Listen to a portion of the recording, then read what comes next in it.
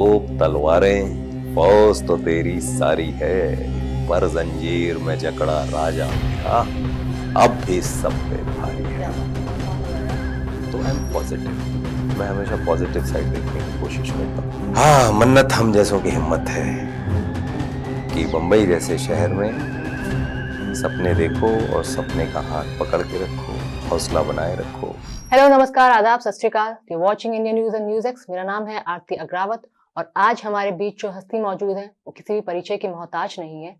23 से 24 साल इन्होंने एक्टिंग को दिए हैं, लेकिन मुझे लगता है कि कविताएं इनके दिल के ज्यादा करीब रही है। ज्यादा भूमिका नहीं बांधूंगी, सीधा ले चलते हैं विनीत कुमार सिंह। स्वागत है आपका। बहुत बहुत धन्यवाद। छावा के बाद पीआर और प्यार दोनों मिल रहे हैं भरपूर। एकदम भरपूर। कैसा लग रहा है? प्यार मतलब मैंने कभी भी अपने पूरे करियर में ये अनुभव नहीं किया जो छावा के बाद जो हो रहा है, सुपरवाइजर मालेगांव के बाद जो जिस तरीके के मैसेजेस आ रहे हैं और लोग जिस तरीके से लोगों ने फिल्म को रिसीव किया, कमाल है। तो अब मन जीत गया, मन के जीते जीत है, मन के हारे हार। बिल्कुल। इच्छाएं तो कभी खत्म नहीं होती। तो ये बेचैनी इस बात के लिए हमेशा रही कि और बेहतर काम कर सकूं, और बेहतर काम करने की आजादी मिल सके। तो सारी जद्दोजहद मेरी इसी बात के लिए रही है और अब पूरी तरीके से उम्मीद है मुझे कि कई सारे जो प्रयोग करना चाहता हूँ करने का मौका मिलेगा। काफी सिलेक्टिव अपने रोल को लेकर। सेलेक्टिव, हाँ बिल्कुल। करने के पहले ये सोचता हूँ, क्योंकि कुछ गलतियां तो की हैं एज एन एक्टर, लेकिन गलतियां आपको ज्यादा सिखाती हैं। तो उसमें ये बात समझ में आई कि बहुत जरूरी है कि फिल्म का डायरेक्टर कौन है, फिल्म के प्रोड्यूसर कौन है, और उनके बगैर, बिकॉज डायरेक्टर ही मतलब ये मीडियम डायरेक्टर का है। तो मतलब कुछ भी रोल सेलेक्ट करने से पहले आप डायरेक्टर प्रोड्यूसर भी चुनते हैं? हाँ बिल्कुल, क्योंकि उसके बगैर चीज कहीं पहुंच नहीं पाती। मैंने कोशिश की थी, लेकिन मेरा अनुभव बहुत अच्छा नहीं रहा, क्योंकि होता यह है कि अगर आप नए हो, मुझे नए से कोई परहेज नहीं है। आप अगर देखेंगे तो बहुत सारे मेरे करियर में ऐसी फिल्में हैं जो उन डायरेक्टर्स की पहली फिल्म है, और वो प्रयोग मैं करता हूँ, क्योंकि हर कोई कभी तो नया होता है। बिल्कुल। बस ये होता है कि फिल्म बनने के बाद बहुत सारी चीजें इस बात से तय होती हैं कि प्रोड्यूसर किस तरीके से फिल्म को लोगों तक पहुंचाएंगे, क्योंकि वहां एज एन एक्टर मैं कुछ कर नहीं सकता। मैं सिर्फ जहां बोला जाएगा कि हाँ ये प्रमोशन का शेड्यूल है, मैं वहां जा सकता हूँ, लेकिन वो सारी तैयारियां, वो सब कुछ वो प्रोड्यूसर के हाथ में होता है कि फिल्म को कैसे लोग माउंट किया जाए, किस तरीके से ज्यादा लोगों तक पहुंचाया जाए, या उसकी ऑडियंस जो है उस फिल्म की, अगर सेलेक्टिव ऑडियंस भी है तो वो डिजाइन क्या हो कि उन तक फिल्म पहुंचे। तो छावा किस तरह मिली थी? लक्ष्मण जी खुद आए थे आपके पास? छावा, मैं लक्ष्मण उतेकर सर का धन्यवाद देना चाहूंगा। लक्ष्मण सर ने मुझे ये जो मौका दिया है, इसकी वजह से ये सब कुछ हो रहा है। Thank you so much Lakshman sir. मैं आज ये बताना भी चाहूंगा कि लक्ष्मण सर ने इस किरदार के लिए, कवि कलश जी के किरदार के लिए मेरा ऑडिशन नहीं लिया, और जो कास्टिंग डायरेक्टर है वैभव विशांत, उन्होंने भी नहीं लिया। लक्ष्मण सर का ये कन्विक्शन था कि मैं कवि कलश जी के किरदार में आपको ही देखता हूँ, जबकि मेरे पास ना कोई तस्वीर थी, कोई भी चीज मेरे पास नहीं थी। तो ये पूरी तरीके से ये उनका कन्विक्शन है, and thanks to Maddock films, Dinesh Vijan sir and Pooja Vijan, कि उन्होंने मुझे ये मौका दिया। एक पीरियड फिल्म को पर्दे पर उतारना, वो भी आज की जनरेशन में, कितना मुश्किल, कितना चैलेंजिंग होता है, या फिर कितना आसान हो सकता है? पीरियड फिल्म में बहुत तैयारियां करनी पड़ती हैं, बहुत सारी, और पढ़ाई भी। स्कूल में की ना हो पढ़ाई, हम भागते हैं, लेकिन अच्छा होगा, बट ठीक है, स्क्रिप्ट तो रहती ही है, तो आप उसे भी फॉलो कर सकते हैं। राइटर को बहुत सारा शोध करना पड़ता है, डायरेक्टर को बहुत सारी रिसर्च करनी पड़ती है। एक्टर के लिए तो एक स्क्रिप्ट है, आप वही बोलने वाले हो, बट अगर आप चाहो तो और डिटेल में जाके, तो लोग करते हैं, आजकल सभी कर रहे हैं। दिक्कतें, मतलब मैं इस तरीके से कहूंगा कि पीरियड फिल्म है तो आप कहीं भी शूट नहीं कर सकते, क्योंकि एक तरह अगर का आज माहौल और सेट होना आज चाहिए। की सड़क दिख जाएगी और आज के खंबे और बिल्डिंग दिख जाएंगी तो वो अपने आप में ही ये होगा कि अब इसे हटाओ। तो प्रॉपर तैयारी करनी पड़ती है कि सेट क्या होगा, कैसा होगा, तो बहुत इन डिटेल आपको जाना पड़ता है। एक भी फ्रेम ऐसा नहीं है कि आपने कहीं भी कैमरा लगाया और शूट कर लिया, नहीं हो पाता। तो वो प्लान करना पड़ता है। कॉस्ट्यूम कुछ भी नहीं डाल सकते कि चलो भाई मार्केट में गए और हाँ निकालो, हमें शर्ट चाहिए थी तो शर्ट ले ली, लाके 8 शर्ट जो है सामने रख दिया कि कौन सी 2 समझ आ रही। आपकी कैसी तैयारी थी, आपने किस तरह तैयारी की? मेरा जो किरदार है कवि कलश जी का, ये पोएट भी है और वॉरियर भी है, तो ये दोनों पक्ष थे। तो एक तरफ फिजिकल ट्रेनिंग चलती थी, तो उसमें लाठी चलाना, भाला, तलवार, घोड़सवारी, ये सब चलती थी। तो ये आपने जब ये मूवी ऑफर हुई उसके बाद सीखा या पहले से ही? कुछ कुछ चीजें थोड़ी थोड़ी आती थी, थोड़ी थोड़ी। घोड़े पे पहले घुड़सवारी थोड़ी की है, बट इतना ट्रेन नहीं था। फिल्म के लिए जब हाँ हो गई तो प्रॉपर ट्रेनिंग थी, तो प्रोडक्शन हाउस ने, मैडॉक फिल्म्स ने सब कुछ अरेंज किया था और वो चलता रहा। ऑलमोस्ट शूट के एंड तक चीजें चलती रही, तो वो तैयारी सभी कर रहे थे। और दूसरी तरफ ये था कि हाँ पोएट्री मुझे पढ़नी थी, तो बहुत सारी कविताएं पढ़ी, तो मजा आने लगा। पोएट्री बचपन से ही पढ़ना या बोलना पसंद था कि ये मूवी में आके रुझान आया इस पर? थोड़ा तो पसंद था, ऐसा भी नहीं था कि एकदम पढ़ी नहीं है, लेकिन ऐसा भी नहीं था कि पोएट्री ही पढ़ रहा हूँ, वैसा नहीं था। बट हाँ मैं बनारस से हूँ, अपब्रिंगिंग बनारस। मैं वही बोलने जा रही थी, क्योंकि यूपी या बनारस मतलब पूर्वांचल जो क्षेत्र है, कविताएं वहाँ के लोगों के कहीं ना कहीं से जुड़ ही जाती है। कविताएं, मुहावरे, दोहे, छंद, चौपाई, तो ये चीजें सुन सुन के बड़े हुए हैं, तो कहीं ना कहीं कुछ कुछ चीजें जहन में आपके रहती हैं। और प्रॉपर कविता कविता जैसा वो जब ये फिल्म की तो मतलब कविताओं की बुक साथ ही रहती थी, और अभी भी आदत लग गई है, कोई ना कोई बुक साथ में रहती है। तो ये धुन कैसे मिली इन लिरिक्स को, शब्दों को?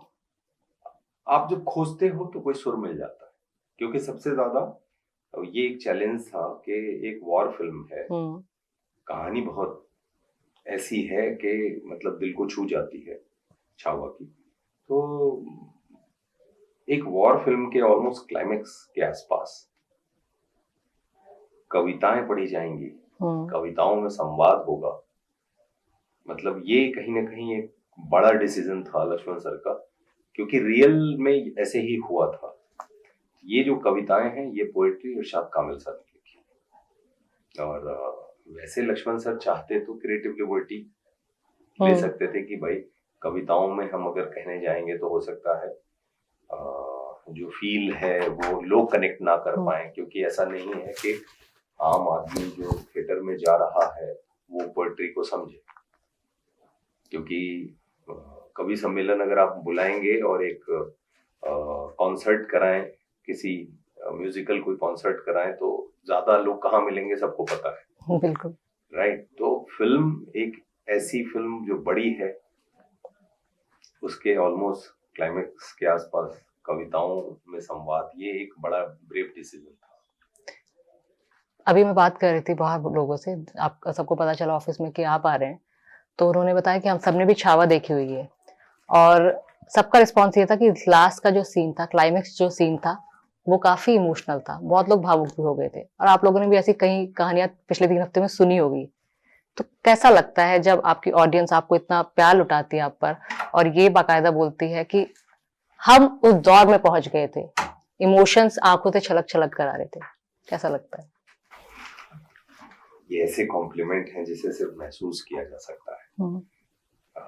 मैं खुद सोशल मीडिया पे जब जा रहा हूँ तो वक्त कम मिल पा रहा है, बिकॉज छावा की रिलीज के 2 वीक के बाद ही सुपरवाइजर मालेगांव में आ चुकी है और बहुत सारी बातें हो रही हैं, तो वक्त कम मिल रहा है क्योंकि उसके प्रमोशन में था।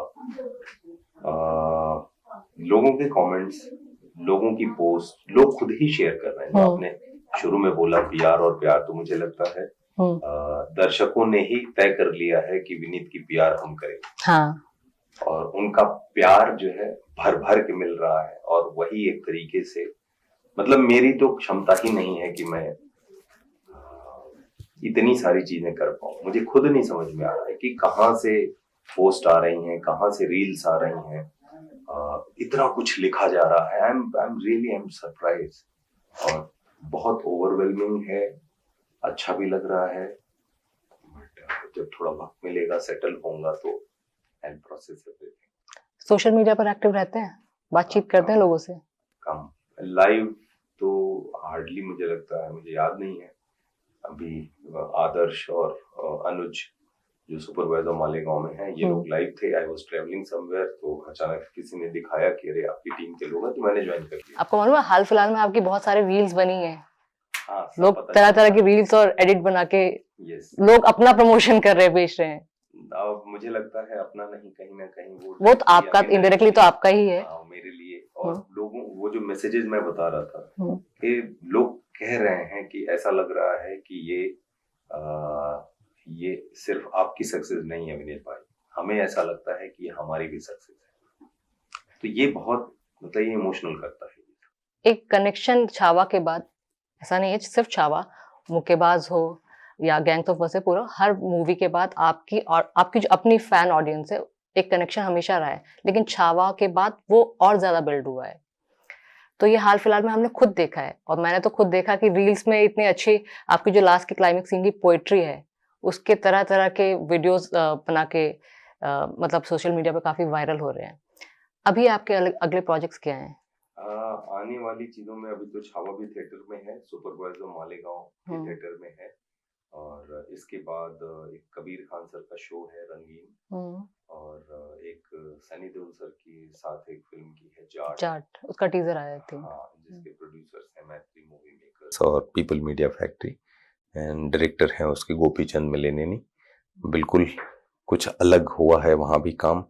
एक फिल्म है अनुराग सर के साथ, और आपके फेवरेट बिल्कुल उन्होंने एज एन एक्टर बहुत सारी चीज़ें मेरे अंदर अनफोल्ड हुई हैं, बिकॉज उनके साथ काम करके बहुत कुछ मुझे सीखने को मिला है, और हमेशा एक चैलेंज मिलता है जब भी, मतलब वो कुछ नया देते हैं, और मुझे खुद नहीं पता होता कि मेरे अंदर ये भी चैप्टर है क्या एज एन एक्टर। तो अच्छा लगता है, सरप्राइज। फिर एक फिल्म है, एंथोलॉजी है, मेरे एक मित्र हैं आशीष आर्यन, 4 कहानियां, उसमें से एक कहानी मेरी है, और ये सब तो आएगा। लेकिन अभी सुपरवाइजर मालेगांव थिएटर में है। मैं दर्शकों से ये कहना चाहूंगा कि आपने छावा में कवि कलश जी के किरदार के लिए जो प्यार दिया है, वही प्यार सुपरवाइजर मालेगांव को भी दीजिए। सुपरवाइजर मालेगांव की थीम क्या है? बड़ी सुंदर कहानी है, एक्चुअली ये रियल लाइफ की कहानी है। मालेगांव महाराष्ट्र में एक जगह है जहाँ पे कुछ बंदों ने, कोई खजूर बेचता था, कोई वीडियो पार्लर चलाता था, कोई जर्नलिस्ट था लेकिन कोई प्लेटफॉर्म नहीं था उसके पास, तो दिन भर कैरम खेलता था, कोई चाय समोसा बनाता था। इनके बीच में सब दोस्त थे, इनके बीच में कॉमन था सिनेमा। दोस्ती की कहानी है। हाँ, इनके बीच में कॉमन था cinema. There lots of things. आप फिल्म देखेंगे बिकॉज बहुत कुछ कहती है फिल्म, आपको बहुत कुछ देगी, और इन्होंने कुछ होता है इनकी लाइफ में और ये तय करते हैं कि अपनी पिक्चर बनाएंगे। और इन्होंने मालेगांव में, कुछ पता नहीं था सिनेमा कैसे बनता है, आज फिल्म इंडस्ट्री खड़ी कर दी। मेरा जो किरदार है फरूक जाफरी, वो अब इस दुनिया में नहीं है, मेरी उनसे मुलाकात नहीं हो पाई, लेकिन बहुत कमाल का उनका किरदार रहा है रियल लाइफ में भी, और बहुत तारीफ़ें सुनी हैं उनकी। वो राइटर थे और उनका अंदाज़ ही अलग था, और वो दिखता है स्क्रीन पे भी। मैंने कोशिश की है, मैं उम्मीद करता हूँ कि जो मुझे आता है एज एन एक्टर, लोगों तक फरूक जाफरी साहब का जो किरदार है लोगों तक पहुँचेगा। और दोस्ती है फिल्म में, सपने देखने की हिम्मत देती है आपको फिल्म ये भरोसा देती है कि अगर आप सपने देखते हो तो वो सपने पूरे भी हो सकते हैं। उम्मीद देती है फिल्म, और फिल्म ये बताती है कि अगर लोग एक साथ आ जाएं, कि कम्युनिटी अगर आ जाती है तो कैसे इम्पॉसिबल को पॉसिबल किया जा सकता है। तो फिल्म आपको हंसाएगी। मेरी एक वो साइड भी आपको फिल्म में देखने को मिलेगी। लाइटर इंटेंस रोल्स ज़्यादा आए तो वो किए हैं, लेकिन इसमें एक लाइटर साइड भी आपको देखने को मिलेगी। बाकी है कुछ दूसरे वैसे भी आगे के सीन्स टाइम हैं। में है कोई कॉमिक फिल्म? क्योंकि मुझे हमको करना देखना है, मुझे करना है और मैं करूँगा वक्त के इंतजार साथ। है। बिल्कुल, मुझे कुछ बढ़िया एक्शन फिल्म्स करनी है और कॉमेडी फिल्म्स करनी है। अच्छा, एक जनरल क्वेश्चन है मेरा। पिछले कुछ सालों में बॉलीवुड और ऑडियंस वो कनेक्ट जो था वो कहीं ना कहीं कम हुआ था, लेकिन पिछले साल से ऐसी बहुत सारी मूवीज हुई हैं और अब छावा है, तब जाके दोबारा ये बिल्ड होना शुरू हुआ है। क्या आप लोगों ने भी महसूस किया, बॉलीवुड ने भी महसूस किया? कहा जाता है ना कि समय के साथ बहुत सारी चीज़ें होती हैं जिससे आप सीखते हो। अब इस साल अगर 2025 की बात करें तो छावा ने तो मतलब सारे रिकॉर्ड तोड़ हाँ, दिए। झूम झूम के बरसात हुई है हाँ। ना। दर्शकों का भर भर के प्यार मिला है। सुपर बॉयज ऑफ मालेगांव की खूब सारी बातें हो रही हैं, तो आई एम पॉजिटिव। मैं हमेशा पॉजिटिव साइड देखने की कोशिश करता हूँ। और बाकी कहा जाता है ना, आवश्यकता आविष्कार की जननी है। तो अब जब कोई सिचुएशन आती है तो उसमें ही कोई नई चीजें, नया विचार भी आता है। और अक्षय खन्ना जी के साथ औरंगजेब, वो तो बिल्कुल औरंगजेब लग रहे थे, जैसे हमने फोटोज हिस्ट्री की बुक्स में देखा है, बिल्कुल एक्चुअल में उनको देखा जा रहा था वही निकल कर आ रहे थे। उनके साथ काम करना, कोई मतलब फेस ऑफ वाला सीन उनके साथ था? हाँ, एक सीन था हमारा साथ में, बहुत ज्यादा चीजें नहीं थी एक साथ, लेकिन कुछ बड़ा सीन है जहाँ पे, जिस सीन की आप बात भी कर रहे हो, जिसमें कविताएं हैं, और साथ में बहुत अच्छा लगा। बिकॉज मैंने बहुत पहले से उनको देखता आया हूँ मैं, और बहुत कमाल